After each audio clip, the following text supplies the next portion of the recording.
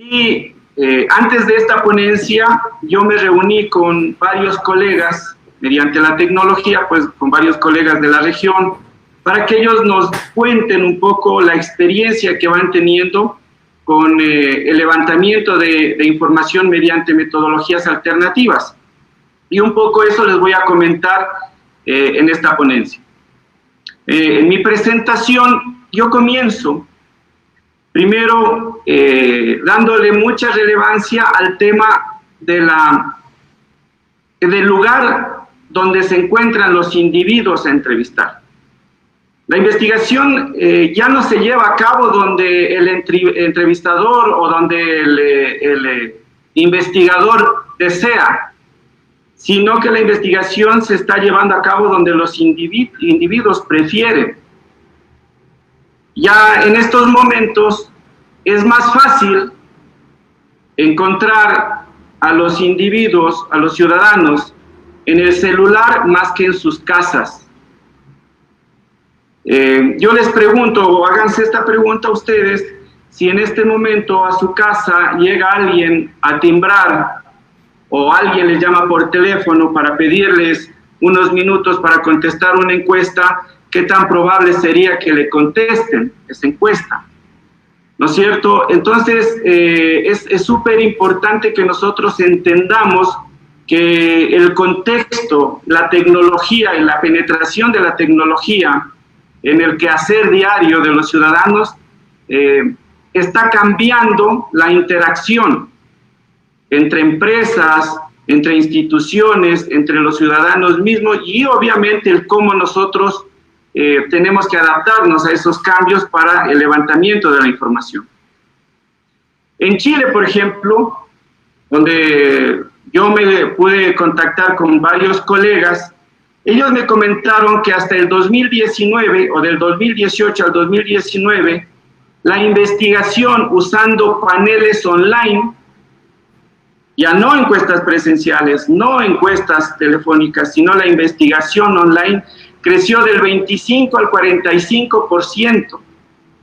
Es más, en esta presentación yo les quiero mostrar el cómo algunas empresas ya han hecho esta labor de medición de intención de voto y estudios de la opinión pública en general y de mercados también en general, ya la están llevando a cabo mediante paneles online, porque la tendencia del mundo va para allá. Por ejemplo, en el Asia prácticamente la gran mayoría de los estudios se están haciendo de esta manera, incorporando estas nuevas tecnologías. En el informe publicado por ESOMAR, en el Insights en tiempos de COVID, que lo acabaron de publicar, ESOMAR justamente en uno de los resultados decía que en Latinoamérica va a crecer el uso, va a crecer de manera significativa el uso de paneles online para hacer investigación. Y si ustedes ven en este gráfico, nosotros estamos mirando que en Estados Unidos, por ejemplo, en Europa no crece, dicen que no va a crecer. ¿Por qué? No es que no va a crecer, lo que pasa es que ya lo están usando. Y nosotros en Latinoamérica, creo que la pandemia nos dio el golpe en la espalda para que comencemos a usar este tipo de tecnología, que da muy buenos resultados, y por eso países desarrollados, estamos hablando de países, y en este ejemplo, en esta presentación voy a poner ejemplo a Chile, por ejemplo, ya están desarrollando las investigaciones mediante estas nuevas tecnologías con muy buenos resultados. También en este gráfico ESOMAR nos está diciendo que la investigación va a cambiar hacia el uso de métodos digitales y de manera más remota y a no presencial. Este dato presentado por Juan Pablo del Alcázar Ponce, ahí les dejo yo también el link para que puedan consultarlo, nos muestra que 13.8 millones de usuarios en el Ecuador ya están conectados digitalmente. Estamos frente a un ciudadano que está en su casa, está en la calle y está en su trabajo conectado. Va a ser más fácil encontrarlo en su celular, en su smartphone, en su computadora, en su laptop, que en la casa. Entonces, nosotros tenemos que seguir esa tendencia y un poco el ejemplo de los otros países que ya están modernizando, cambiando o reinventando la forma de hacer investigación y obviamente de recolectar la información. Les voy a mostrar algunos ejemplos, solo tomando esta parte del uso del panel online como un método de recolección de información. Por ejemplo, los colegas de Criteria de Chile, en las elecciones del 2017, yo voy a presentar solo los datos de la segunda vuelta, ustedes pueden consultar, está en la red, en el internet, están publicados los datos de la primera vuelta. En sus elecciones de noviembre de 2017, ellos publicaron justamente el informe donde midieron la intención de voto usando un panel online. Solo es un escritorio más grande, sino una consejería. Y los resultados tienen una muy buena precisión versus los oficiales. ¿Debería usted coger? Entonces, más allá de la adecuación que nosotros podemos ir haciendo, un poco queriendo no soltar la encuesta presencial de pronto, o la interacción personal, que paréntesis hago, se ha demostrado ya en algunos estudios que la interacción entre una y otra persona al hacer una encuesta puede sesgar la opinión de una persona. Y no porque el encuestador quiera hacerlo de manera voluntaria o adrede, sino porque el tono, la expresión, el cansancio de un encuestador puede de alguna manera modificar la respuesta de una persona. Cuando una persona responde en un panel de una manera electrónica, no tiene a alguien observándolo y puede inclusive simula de alguna manera el hecho del voto en una urna, donde nadie te ve, donde estás a solas. Cuando respondes una encuesta electrónica, pues eso es lo que sucede, estás solo respondiendo lo que piensas. También tengo el ejemplo que me compartieron los colegas de Activa Research de Chile, igual en las elecciones de noviembre de 2017, donde usaron el panel online y tuvieron igualmente muy buena precisión respecto de los resultados oficiales. Es más, estas empresas lograron tener mejor precisión que algunas otras que hicieron la investigación mediante la metodología tradicional cara a cara. Si nosotros observamos que hasta el 2019 Chile, solo por poner ejemplo, ya migró a paneles online con mucha fuerza, imagínense que ellos estuvieron ya preparados para de alguna manera enfrentar de mejor manera esta lección que nos está dejando la pandemia. Nosotros en Ecuador pues tenemos que un poco mirar estas tecnologías y adaptarnos también a modernizar y a reinventar la forma de hacer investigación de mercados. Ahora, más allá de la recolección de la información, nosotros en Eureka siempre nos hemos preguntado cómo tratar el tema de los indecisos, porque en la mayoría de estudios el porcentaje de indecisos es alarmante, pues suelen declarar 40%, mostrar 40% de indecisos, 70% de indecisos. Y entonces los estudios de alguna manera pierden relevancia porque se quitan de lado los indecisos y se hace el análisis sobre las personas que dicen que ya tienen decidido su voto. Nosotros implementamos un método científico basado en lógica difusa que nos ayuda a entender el cómo el ser humano de alguna manera decide y el nivel de indecisión o de incertidumbre que enfrenta cuando tiene que tomar una u otra decisión. Yo les voy a compartir en este momento un pequeño extracto de una ponencia que presenté en Buenos Aires en el 2017, donde nos invitaron justamente a mostrar cómo funciona este modelo y cómo nosotros pronosticamos la intención de voto. Bueno, en este caso intención de voto porque también pronosticamos demanda de consumo de productos también en investigación de mercados. ¿Qué encontramos nosotros en este trabajo? Pues que sí podemos estar de alguna manera enamorados de dos candidatos o indecisos en todo caso entre dos candidatos, entre dos promesas, ¿no es cierto?, al mismo tiempo, pero también nosotros encontramos en que sí se puede medir qué tan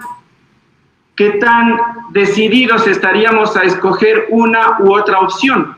Se puede medir y hay modelos matemáticos estadísticos que pueden darnos esa mirada de una manera científica.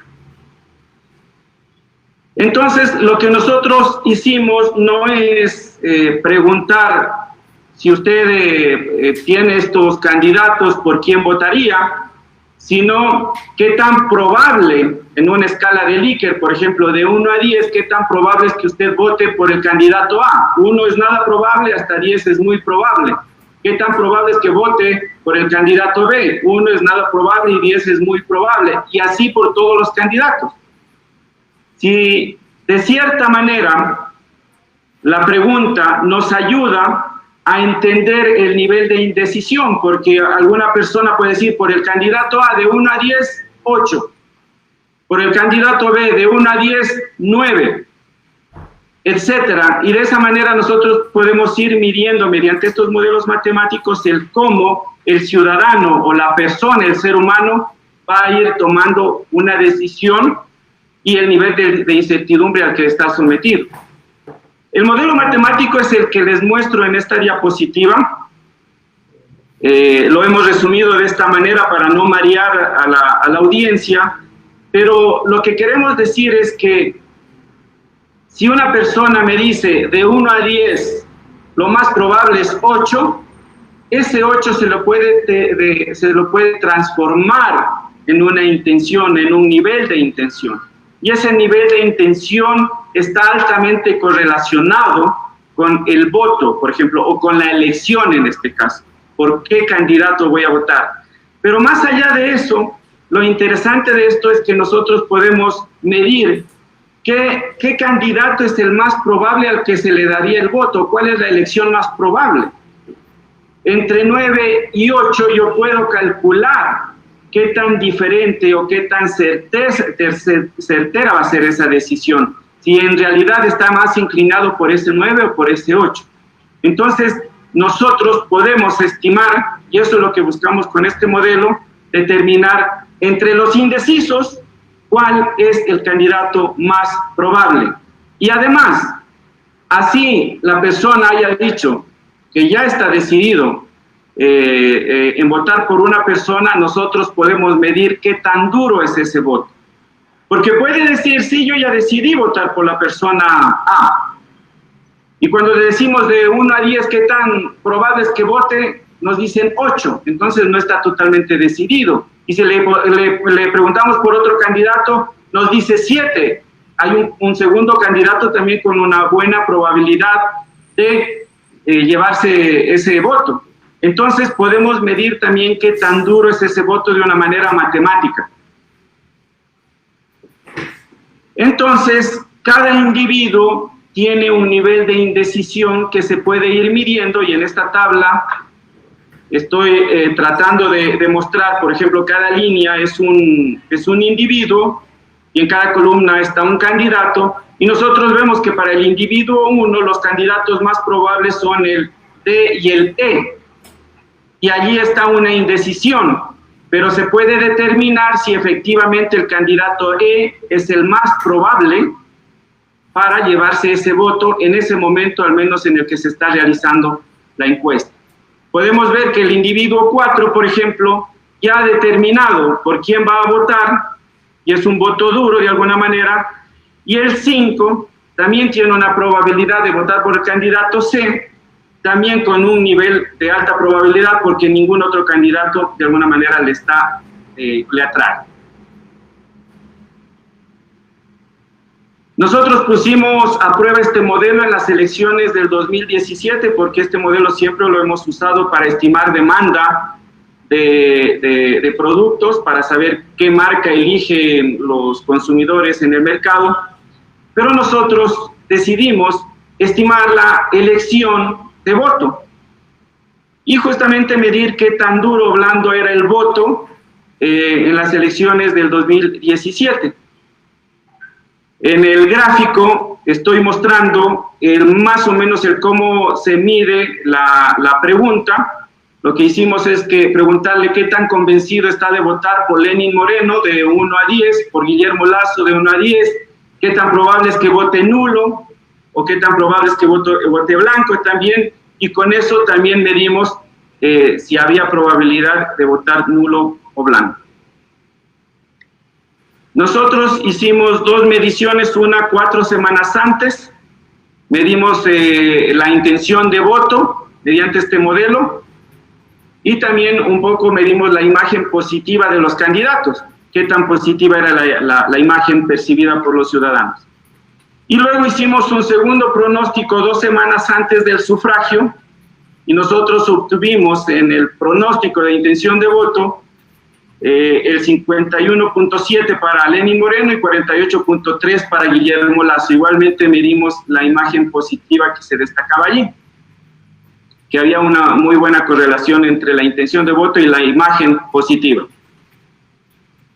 Es así que al comparar nosotros ese pronóstico realizado 2 semanas antes, vimos que la segunda vuelta estaba altamente correlacionado con 99.4% de precisión versus los resultados oficiales. Ese estudio nosotros lo hicimos con 1.400 casos, que era una muestra suficiente para garantizar máximo un error de más o menos 2.6% con 95% de confianza. Y bueno, al comparar con los resultados oficiales nos dimos cuenta de que el error máximo fue del 0.8%, evidenciando así que el modelo funcionaba.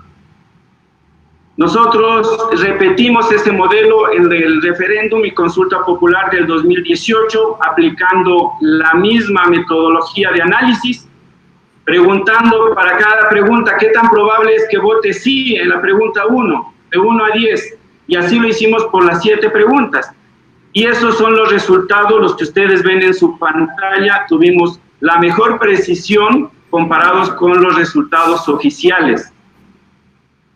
El pronóstico nosotros lo hicimos el 22 de enero, es decir, algunas semanas antes de las votaciones. Y otro tema que yo quiero topar y lo estoy haciendo de manera muy técnica, es que en realidad de pronto aquí yo voy a topar la herida, no sé, o hurgar donde de pronto puede incomodar, pero lo probabilístico en investigación es una ficción. No existe el método probabilístico puro, por la misma pregunta que hicieron hace un momento.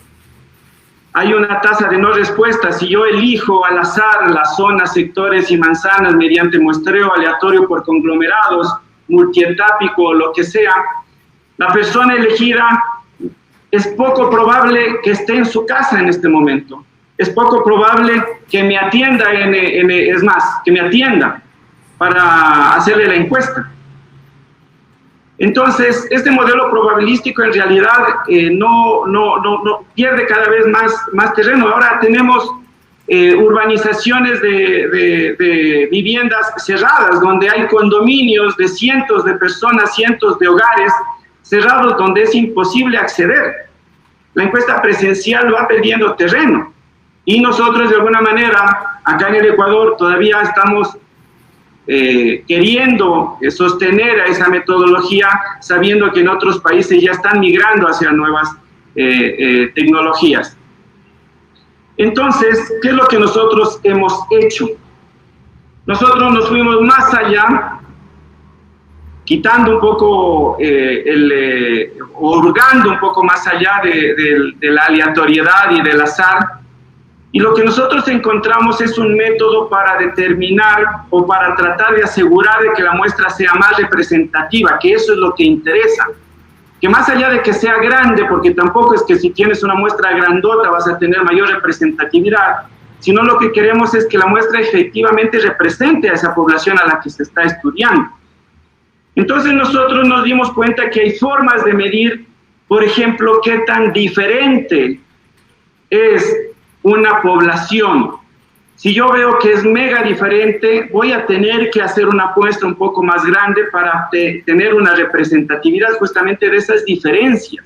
Y sobre todo teniendo en cuenta el medir las diferencias en las posibles respuestas de las variables que nosotros estamos estudiando.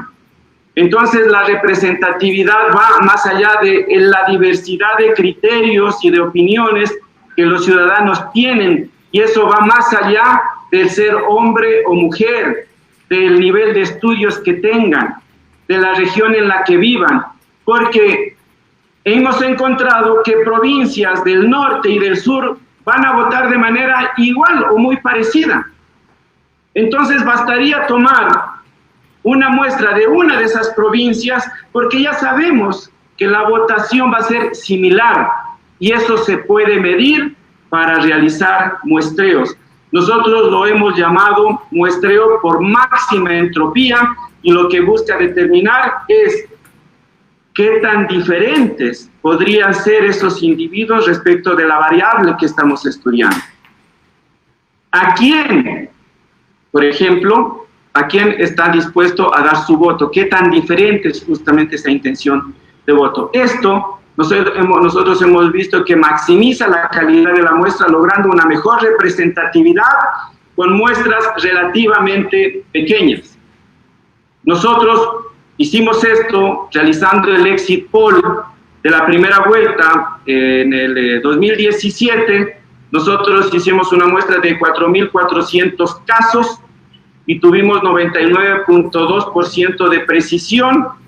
Los resultados, igual que en el pronóstico de la segunda vuelta, fueron entregados con la debida antelación al Consejo Nacional Electoral, y nosotros podemos ahí corroborar que el método de muestreo para muestras pequeñas funciona. Igual, en el pronóstico que hicimos en la segunda vuelta del 2017, nosotros lo hicimos con 1.400 casos. Y para la consulta popular nosotros lo hicimos con 1.200 casos. Ahora estamos tratando de minimizar aún más esas muestras, buscando economizar recursos y también buscando que la población sea representada de manera adecuada. Y al cruzar este tipo de análisis matemáticos con tecnologías como los paneles online, nosotros podemos llegar, por ejemplo, a lugares que antes de pronto eran más difíciles de acceder y en tiempo récord. Por ejemplo, se pueden realizar encuestas a lugares peligrosos, entre comillas, donde es difícil que vaya el encuestador porque de pronto puede, de alguna manera, ser agredido o qué sé yo, y es difícil, es complicado o tarda demasiado tiempo. Y por eso a veces se dejan de lado algunas regiones. Entonces, se pueden usar nuevas metodologías, nuevas alternativas, que ya las están usando otros países y que nosotros también podemos reinventar. Siempre podemos reinventarnos. Eureka Now está para eso, reinventando la forma de hacer investigación de mercados y de opinión pública. Y en esta presentación hemos tratado de mostrarles un poco el cómo nosotros estamos enfrentando estos retos de hacer investigación de mercados. Por cierto, les invitamos a visitar nuestra página web. Allí estamos publicando todos los informes de los estudios que nosotros hemos realizado durante la pandemia.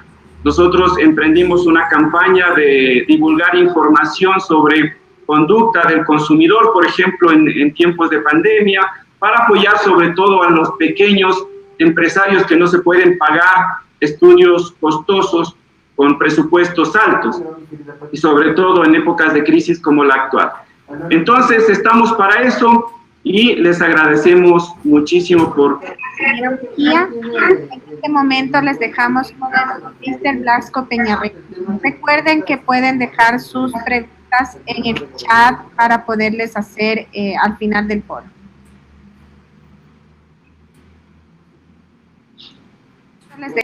Peñarreta, como para el ingeniero Mejía, va esta pregunta.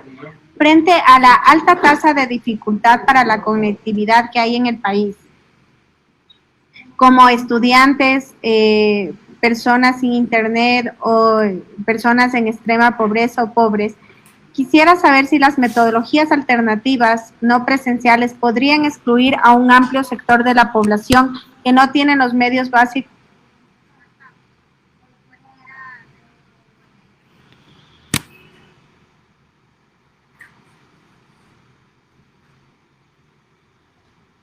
Muchas gracias, Blasco.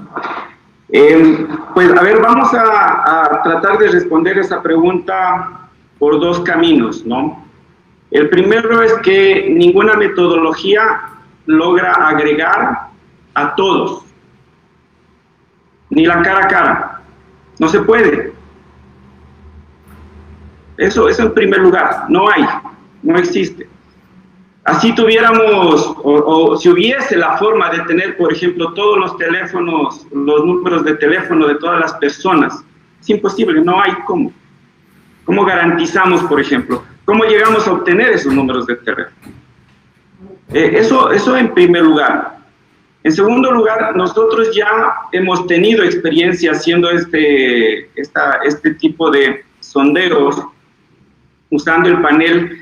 Y en el referéndum del 2018 nosotros hicimos, a la par con la encuesta que hicimos presencial, porque también nosotros estamos como un poco desconfiados de que el panel vaya a funcionar, hicimos también la encuesta con panel online, cuidando de que no hayan estas exclusiones, ¿no es cierto? O verificando qué sectores quedaban excluidos. Y el panel online, fíjense que tiene mejor precisión. ¿Qué es lo que sucede? Que con una tecnología de este tipo es más probable llegar a una persona que está excluida porque vive en un sector peligroso, porque nunca pasa en la casa, porque pasa su trabajo solo en la calle, porque la única hora a la que puede responder una encuesta es cuando se va al baño, por ejemplo. ¿No es cierto? Entonces, hay cosas. Se va a generar un gran debate respecto de esto, un debate metodológico, un debate científico, académico, de practicidad inclusive, y estamos en la labor de reinventar las cosas y de buscar otros caminos. Entonces, efectivamente, el panel sí va a dejar de lado a gente que no tiene la posibilidad de conectarse, así como la encuesta presencial y la telefónica deja de lado al labrador que está cultivando el campo en su parcela. O sea, ese tipo de cosas van a ver, pero hay otras técnicas que nos ayudan, como yo traté de exponerlo en la presentación que hicimos, a lograr una muestra representativa. Una de esas es la búsqueda de la máxima entropía, que ya nosotros tratamos de abrir ese camino por ahí. Y es una forma de ayudar a que la muestra sea representativa y de asegurar de que personas que piensan diferente respecto de lo que nosotros estamos investigando sí estén incluidas en el estudio. Eso se puede investigar y hay métodos, y nosotros comenzamos a hacerlo mediante la máxima entropía. Hay otros métodos que en otros países ya los están usando. La Big Data es una de esas y se puede usar. Entonces, efectivamente, y espero de alguna manera responder a la pregunta que hicieron, pero pasa eso y pasa en todas las metodologías. Una pregunta relacionada a esa misma. ¿Puede haber una especie de sesgo utilizando ese método con las personas que están en la tecnología? Como cuando pasaba que decían, él es el alcalde del Twitter, por ejemplo. ¿Puede haber una especie de sesgo utilizando esas tecnologías y no tomar unos datos un poco más objetivos? A ver, sesgos igualmente hay en todas las metodologías. Como lo decía, la encuesta presencial tiene sesgos. Tiene sesgos por la hora a la que le hacen la encuesta, por el apuro que tiene la persona por contestar una encuesta, porque se hacen cuestionarios brutales de 50 preguntas. Absurdo que a estas alturas sigamos pensando en eso. Pero en la encuesta con panel online, digamos que existe un posible sesgo respecto a la facilidad del manejo de la tecnología, ¿no es cierto? Pero nosotros hemos visto claramente que hay gente baby boomer, a los famosos baby boomer o seniles, que ya están con la tablet y la laptop y manejan la tecnología de manera adecuada. No se diga las poblaciones tempranas o las generaciones tempranas como los centennials o los millennials. Más del 50% del padrón electoral son ellos y están muy casados, han nacido prácticamente con la tecnología. Entonces, en ese sentido, yo creo que la forma adecuada de lograr que el estudio sea bien hecho mediante un panel online es que el panel online sea de buena calidad. Entonces, no es que yo voy a enviar las encuestas al Twitter, eso no es panel. No es que yo voy a enviar las encuestas al Facebook, eso no es panel online. El panel online se lo construye de otra manera y cuando gusten podemos hacer un foro sobre cómo adecuarse a esos paneles y cómo construir los paneles, que felizmente aquí hay empresas que hemos comenzado a construir los paneles de manera técnica y colegas de Chile, por ejemplo, con quienes yo tengo una muy buena relación, ya están trabajando con los paneles y construyendo paneles online aquí también en el Ecuador y de muy buena calidad. Entonces eso hay que construirlo y es una tecnología que hay que construirla para justamente ir garantizando que los estudios que se van haciendo nos arrojen información de calidad que nos sirven en labores de consumo, por ejemplo, para la toma de decisiones de desarrollo de nuevas empresas y en este tema de opinión pública, de intención de voto que aporta información de manera valiosa. Muchas gracias.